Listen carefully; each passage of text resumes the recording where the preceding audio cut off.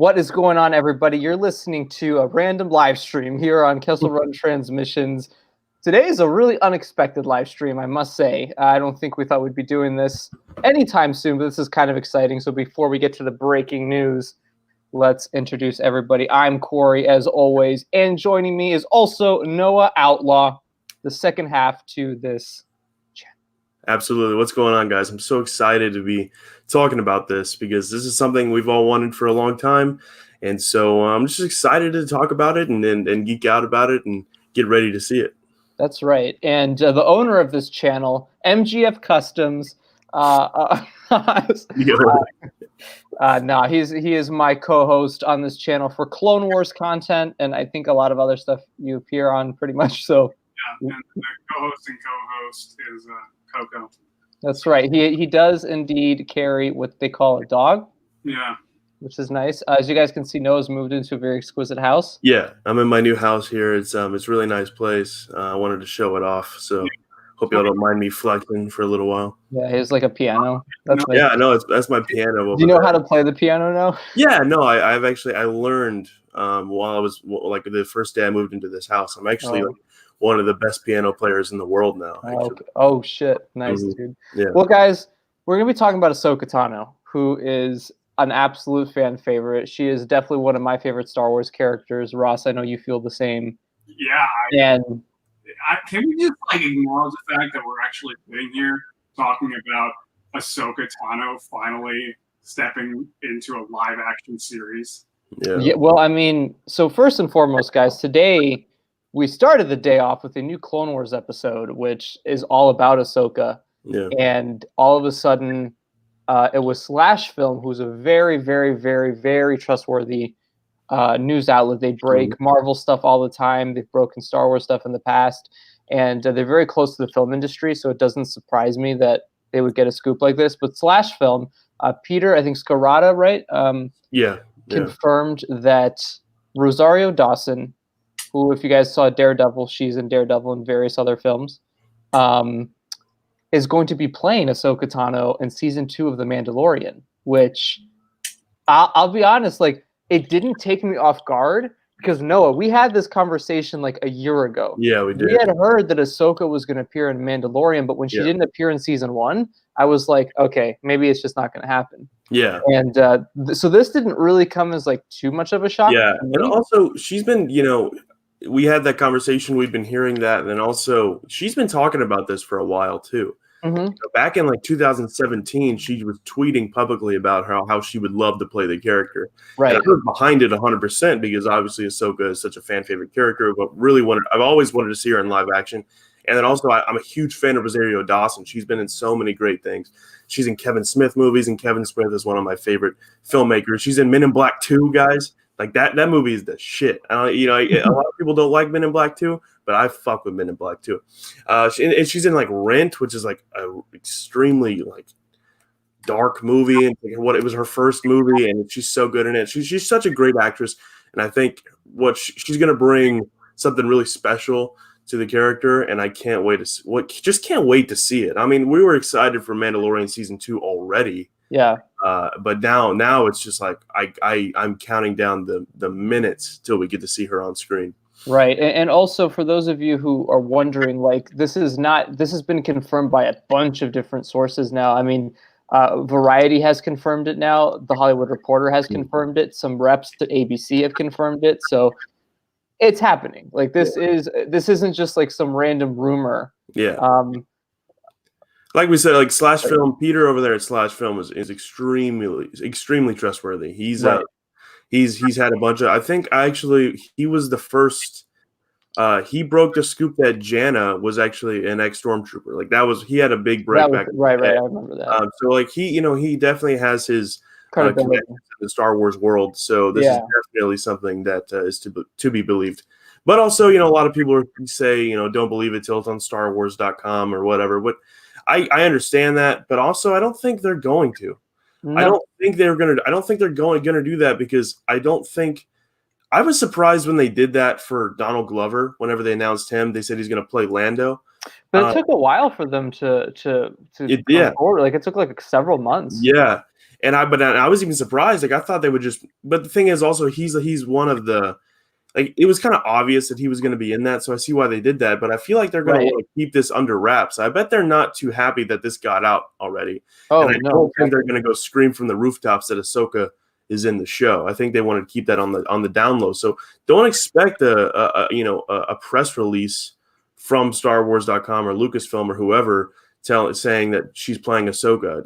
Or probably not going to get that. You're just going to have to trust Peter and all these other sites that have backed him up. Right. Ross, what was your initial thoughts when you found out? I will be honest, man. I was not expecting this today at all, even though obviously today would be the day when Ahsoka is back on screen in the Clone Wars. I mean, that's still... Yes, sir. Yeah. I mean, it's one hell of a shirt. This is still crazy. This is like, it's already...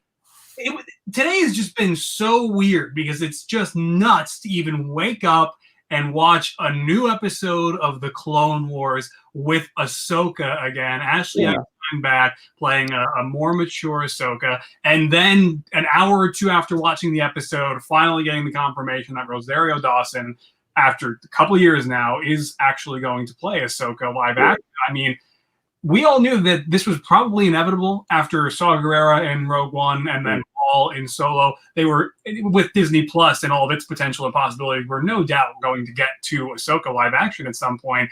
I will be honest, I'm not sure how I feel about it being in The Mandalorian. I'm not necessarily sure if she belongs in the story. We'll see if they are able to fit it in naturally and in an organic way. And if they can, that's great. And I don't know if because Ahsoka has been in so much now that it's like, are they going to finally wrap up her story? Or, what is this going to look like? I'm just excited because I think Rosario Dawson is a perfect casting for Ahsoka after Return of the Jedi, much older now. And Ahsoka the Wise, basically, right? In the white robes and who doesn't actually be in that costume anymore. But I think she can absolutely do it. And if you want her to sound more like Ashley Eckstein, she can definitely just talk at a slightly higher pitch. I think it's not even a problem. I think this is great. Yeah, I tweeted that out a couple minutes ago because I texted Corey. Well, Corey texted me the link. I was like, I had just kind of woken up basically, and I was like, oh my gosh, like my heart dropped. And then first thing I saw was I went on Twitter and someone had responded to one of the tweets, and it was like, but they better dub her voice with Ashley Eckstein because then it wouldn't be Ahsoka. And I'm like, they're not going to do that. Rosario is such a talented actress. They're not going to – that would be and I love Ashley, but that would kind of be a slap in the face to Rosario almost. Like, you know what I mean? You got to let Rosario do what she wants with the character. And the thing is, and if you listen to her voice – it's very close. Does not sound like Ahsoka. I mean, like Ross said, if she just goes in a little bit higher pitch, she will sound exactly like Ahsoka. And if she just gets, the things that Ashley does with her voice, if she just gets those down, you won't even be able to tell. You know what I mean? And so, Forrest Whitaker didn't sound exactly like Saw Gerrera. You know what I mean? And Matt Lanter sounds nothing like Anakin Skywalker. Like seriously, like Hayden and Matt have completely different voices. And also James Arnold Taylor does a great job as Obi-Wan. But he doesn't sound that much like Ewan. You know what I mean? It's very top Obi-Wan, which I love it. It works obviously. But so there's always going to be a difference between animated and live action. And one thing that I'm just thinking about is it's going to be jarring at first. It's going to be like seeing live action Ahsoka is going to be like, whoa, it's going to take some getting used to because we've obviously only seen her in animated and it's going to be weird to see. And also to Ross, like, Mandalorian, I agree. But I think what they're going to end up doing is I think Sabine is going to be in the show as well. And that's how they might be connected, the Mandalorian story. And then Ahsoka will be there to help. I think that would blend the two stories together very well. But it's going to be interesting to see how they come, together and how they meet. And it's, I just have more. Now I have so many questions that we won't get answered till October. But and also, I think at the end of Mandalorian season 1, it was very heavily hinted that the Mando would eventually encounter a Jedi. Just the way that they were talking, like the armorer was talking to him about the Jedi and everything, and Baby Yoda. Guys, I swear, if Ahsoka is the one to train Baby Yoda more, oh my God, that would be incredible. What an incredible way to sort of, extend Ahsoka's story, Yeah. and she's training Baby Yoda. That would be, but how does that work though? Like, how does anybody train the Baby Yoda or Yoda species? Because like when Ahsoka, how old is Ahsoka gonna be by the time of Return of the Jedi, or 6 years after Return of the Jedi? Or 40s. 50 probably. 40s, Yeah, yeah. so like she's getting up there in age, and by the Yeah. time she's about to die, Baby Yoda's still gonna be a baby. You know what I mean? So I don't know how that works, but I think that would be really cool to see that happen. See, and that, Or at that least keep him protected, and right. maybe Yeah, for sure. yeah. Honestly, at this point, I don't think you can teach him anything. He doesn't even speak. You know what I mean? He's so like, I don't know, man. We'll learn more about it though. Maybe their species has a certain have certain techniques to teach babies, because obviously he's had some training. I mean, he knows what he's doing with the Force, as we've seen in the Mandalorian. But yeah, I agree, Corey. That would be really, really cool. Yeah, I also think like with Bo-Katan being rumored to be in Mandalorian, I can totally see a reunion with Ahsoka and Bo on live action, and it would fit perfectly. And not just that, but like, what's his name? Giancarlo Esposito, who plays Moff Gideon. Moff Gideon. Yeah. I was going to say Mod Giffian. He keeps on saying that he's done a lot of stunt work with the Darksaber, which means he's engaged in several fights. So Moff Gideon versus Ahsoka. Oh, dude. Yeah. Well, first of all, that wouldn't be much of a fight. But yes, that is true. Yeah. So I mean, as much as I love Ahsoka, I mean, of course, are you kidding me? Ahsoka live action. We all grew up with Ahsoka, or at least Corey and I. I mean, it's like, I cannot believe this is happening. Yeah. But you have concerns for the rest of the cast, right? I mean, I wanted to spend more time with Din Djarin and Baby Yoda. I really wanted to spend more time with Cara Dune and Greef Karga. I already love the cast that they have together. And I thought that the inclusion of maybe Bo-Katan after Katie Sackhoff's tweet that, she is working on something big and it's a big career moment for her, and Jon Favreau liked the tweet, it seems like, Bo-Katan, the leader of the Mandalorians, that is a perfect, naturally fitting character, would show up. And that's already quite a lot. So the concern is that I think Greef Karga, Cara Dune, or any other characters that we've already been introduced to are going to have to F off and go somewhere else if they're also going to be bringing in Ahsoka for any kind of a substantial role, or Sabine, or that's a lot, Yeah, that's true. To be honest, I think they're going to have plenty of time, and I think Ahsoka will be a pivotal role, but her screen time, I don't think she'll have as much screen time as someone like Cara Dune or maybe Greef Karga. Who knows where his story is going to go? But definitely, I think Cara will be front and center as well. But because she might, not have the biggest role, which I want her to. Obviously, I want her to be on screen as much as possible because she's Ahsoka Tano. But who knows how much she's actually gonna be part of the story. And just going back, also talking about Bo-Katan, I think that would be so cool. I love Katie Sackhoff so much. And her, her being able to play that character live action would be amazing, and she just fits the role perfectly. So that would be really cool. But and I think, but also when she was introduced in Rebels, I thought the same thing. There's so many characters in that show that I really wanted to get to learn more about and get to know more. And maybe it was going to get too crowded, and for me it worked. So if they can do it like they did in Rebels, that I think they would do a great job. Problem with that, you only get 8 episodes per season, right? So they definitely have to extend it into season 3. But yeah, man, I am definitely all for it. And maybe she's even just, like the final scene of season 2, right? She shows up at the end, but they cast her for that, so that's what's getting out, and she's not really in it as much as we might assume. Yeah. Well, and that's my kind of what you're just saying there. I feel like my biggest question is this a reveal that Lucasfilm had intended to be like as we watch the episodes, or was this something we were going to see in a trailer, or was this something that we would get like casting announcements for? You know what I'm saying? Like, so that's where the role gets kind of confusing, because kind of like Ross said, is it this just a quick 5-minute scene? Is what what is her role. And I mean, for all we know, we don't know anything about season 2 of Mando, like at all, aside from Moff Gideon using the Darksaber. Other than that, we really don't know anything. So I feel like they've done a pretty good job keeping that safeguarded, whatever that storyline is going to be.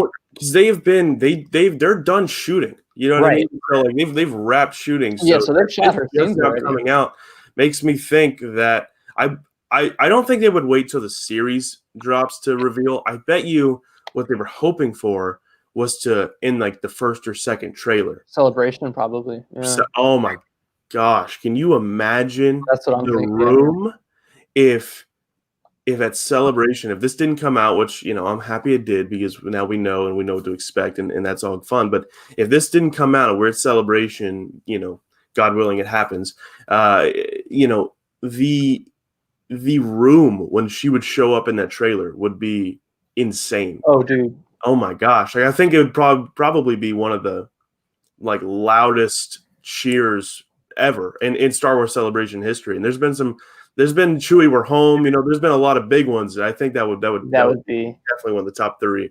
Well, I also think too that like even if they, you know, reveal it in a trailer without confirming this, I think it's still going to have the same impact, you know, because 100%, it's going to be confirmation you're seeing her on screen. But I petition the Disney Plus just reveal a picture right now because we might all be dead in a couple of weeks, so it'd be really nice to see if we can see it. They could just drop the whole season right now. You know what I mean? Because you've seen those set pictures, like they just have that big LED wall with the set around them. So like, you know, it already looks pretty much real. Already, you know, the you know, the CGI, the VFX are already done basically. So just drop it now and you know, let us all enjoy it before the world ends. Please. I mean, and also think about like what if all those characters really are in Mando season 2, if we're getting, you know, just imagine seeing the Mandalorian with live action Ahsoka, and then maybe even Bo-Katan next to him. I mean, imagine seeing those 3 together on screen. Imagine what that's going to look like. That's just going to be wild, dude. Because I mean, Bo-Katan already fits more naturally into the story than Ahsoka does, right? Right. She's the leader of all Mandalorians, and that's her Darksaber. So, you know, I think it's almost inevitable for her to show up. Yeah. And it's interesting, too, because I mean, from what me and Noah have reported on, like the Rebel sequel is still happening. So I wonder if this is going to be the first time we see a crossover between, because if you guys remember when Clone Wars was airing and George was planning the Underworld live action series, those were supposed to cross over at some point. There was going to be a crossover episode between Clone Wars and Underworld in the later half of Clone Wars.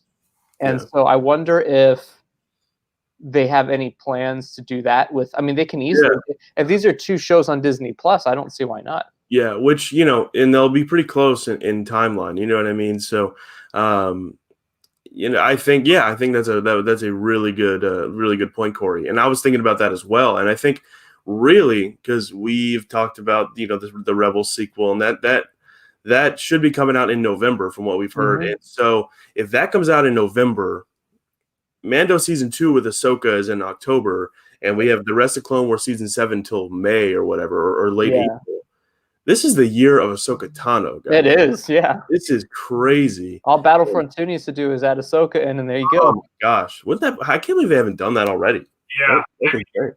It's like if there are 2 more characters that they should add to that game before calling it, it should absolutely be Ahsoka and Ventress. I think, I mean, I play Battlefront like practically every day, and so I mean that would definitely. I'd love to play as Qui-Gon at some point as well. That'd be pretty cool. Yeah, but I mean, given like, you know, the game doesn't make money anymore, it would, you know, if we're just trying to be sparing about it, and 2, it would definitely. I agree. Yeah, no, it's the year of Ahsoka Tano, and it's exciting stuff. And I think, there definitely could be some crossover, and maybe, you know, in the Rebels sequel series, it'll cross over with the Mandalorian, and maybe the Mandalorian somehow shows up in that show, or one of the characters from the Mandalorian.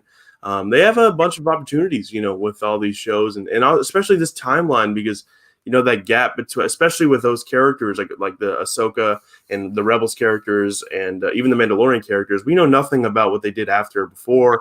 They have a lot. It's just a clean slate for them. They can do whatever they want. They don't have to, you know. There's not stuff that happens in the sequel trilogy really, other than Ahsoka's voice there at the end, because now everyone thought she died, but Dave was like, no, you know.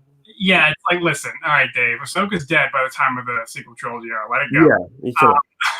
But yeah, man, I mean, and given the Mandalorian is 5 years after Return of the Jedi, I think the implication at the end of Rebels was that her and Sabine beginning their journey to go find Ezra was like what, like immediately after the Battle of Endor, or like within that year. So they probably found Ezra already, and she's probably already gone. Yeah. Yeah. I mean, yeah, Mando 6. Oh yeah, you're right. 6 years after. Oh, that's a good point. 5, yeah. That's a good point. That might actually be a problem then if they. Well, that could be interesting, right? Is if they do the Rebel series, well, yeah, I guess if it airs in November and Mando's October, yeah, it's going to be interesting to see how that works. So if I'm going to just theorize here, if Ahsoka is alive during the sequel trilogy era, which I would not like at all, like I would not like that. I think that's way too far for her character to live out to if she's not helping Rey in any way. But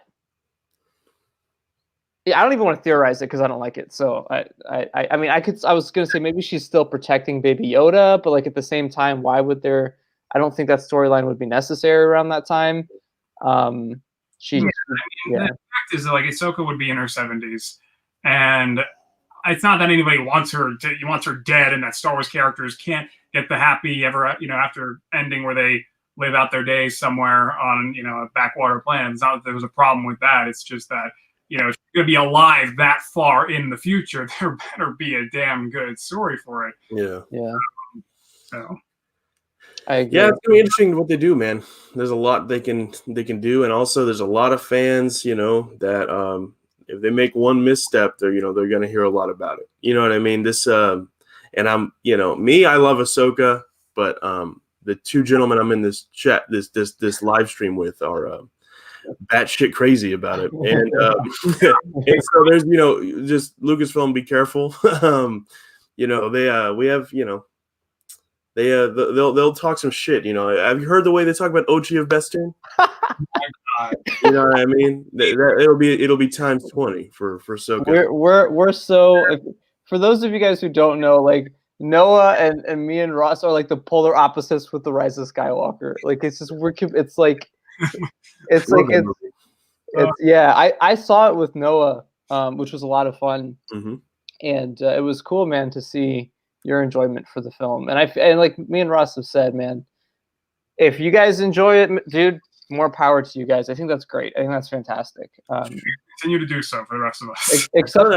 I haven't watched it since it's been on digital yet, and I really want to watch the documentary. Oh, so you're a fake fan? I see. Yeah. Because honestly, guys, and here's the thing, okay, and I'm going to be honest here with everybody. So, I haven't watched it yet for two reasons. One, I haven't really felt like, because like I'm gonna get the Blu-ray. And I'm like, okay, well, I can get the Blu-ray. Then I also don't want to get the digital and basically spend double the money.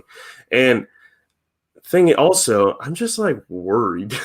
I'm worried that I'm gonna be, watching it and be like, oh, I see, this is bad, like, or not even bad, but like this is not as good as I thought it was. You know what I mean? Because you watch that. I watched the thing is, I watched The Rise of Skywalker for the first time, and I thought it was the best Star Wars movie I've ever seen in my life. I remember, and honestly, I still kind of think that. I think if you take like the Rise of Skywalker itself, okay, if you just put the rest of the saga aside and you watch the Rise of Skywalker, that has everything a Star Wars movie needs. Like it's like everything in it is Star Wars. You know what I mean? It's so Star Wars. But some of the storylines, it's it's rush, but some of the storylines connected to the rest of the saga don't really make sense. And honestly, these two gentlemen here probably hate that Palpatine came back because it ruins Anakin Skywalker, blah, blah, blah, blah. I don't care. I think it's fine. But there's a bunch of other stuff in the movie that does seem weird the more you think about it. I still love the movie. But I'm just kind of putting off watching it in my home to where I can be more critical of things because I didn't pay $15 to go sit in a theater and watch it. So I don't know. We'll see. But I'll watch it soon, and then I'll make sure I talk about that on the channel at some point. So Noah, listen. Yes, Corey. Listen, let me interject. Yeah. don't like Palpatine being in it because it just wasn't needed. I just personally feel like this man did not need to come back from the dead. He was dead. He was gone. It was done. I feel you. I genuinely don't like that either. And then he comes back and listen. I'll be honest. Like when we first started in the theater, we got out. I said, "Man, Anakin said this and that, and it was great." Yeah. But the thing is, he didn't kill Palpatine. No, I mean it's not even just that. You want to take the Anakin stuff totally out of it, take the Chosen One prophecy totally out of it.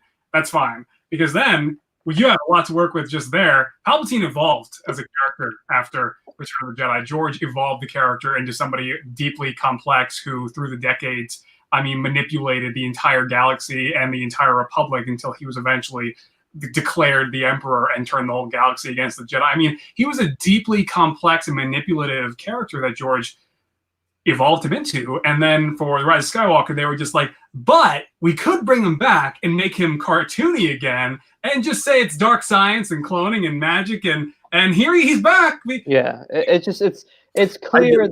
I'm with you. The main thing I don't like about the movie, and it's a bummer, I genuinely do not like at all the Palpatines in that movie.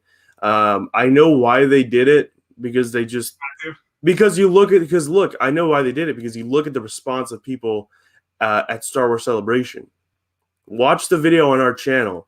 The room goes insane. You know what I mean? Like Corey, like everyone was like, "What is?" Like everyone was excited. Yeah, I think that's why they did it because they knew they were going to be able to do that and get people to go see it. But then you see the movie and it's just like, oh, but no, it doesn't make. And so it's a bummer. And honestly, there's one thing I could change about The Last Jedi. I love that movie. There's one thing I could change. It would be Snoke doesn't die and that he is the main big baddie in Rise of Skywalker. And also because then we get more Andy Serkis and the world would be a better place. All right, here's what we got to do. We got to do a follow-up to this now. We'll do a follow-up to this where we get Noah to talk about, we'll have a debate. We'll have a debate. On the Rise of Skywalker. Well, first off, you got to see it again, and then I'll watch it again. You have to watch it again.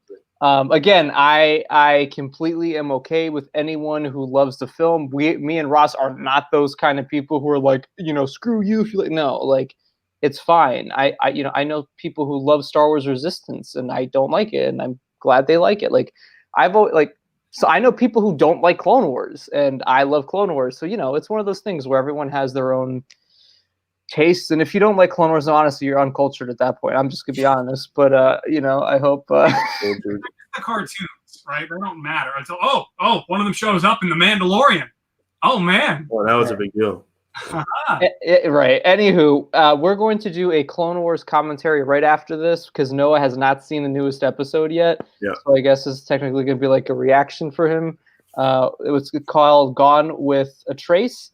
I have my reaction video up to it. I also want to note that I keep shooting that at like 2:30 in the morning, and I have to reiterate that sometimes when I'm tired, I make poor decisions, like giving the rating a little lower than it should be. But like I love The Bad Batch. I just felt that this episode was a little weak, but I still liked it. I should reiterate that. I didn't say that in my review. I said it was a bad episode, which I guess was pretty harsh. So. Sorry. It was harsh. It was pretty. I said it like 7 times. So we're gonna do we just got a question right now before somebody goes, wait, Ahsoka and the Mandalorian. Okay, so we're gonna stop now. Just rewind, and you'll see. We'll cover that again. So this morning, SlashFilm broke the news that Ahsoka Tano will be in the Mandalorian season 2, played by Rosario Dawson. And it's going to be very, very exciting. Yes. And it's going to be – I like how somebody probably saw that title and was like, what? And they clicked on the video and we're like, Palpatine shouldn't be in the Rise of Skywalker. You know what I mean? Like they're probably like, what are you talking about? I think every one of these videos eventually gets sidetracked with us talking about the state of Pro and it always happens. We're like on this set subject and then all of a sudden someone mentions Rise of Skywalker and all of a sudden there's like a 10-15 minute like dissection of it. All right, guys, we'll be back in like 15 minutes. So while you guys are all quarantined, you can watch us. Absolutely. So, thank you guys for watching. And as always, may the Force be with you.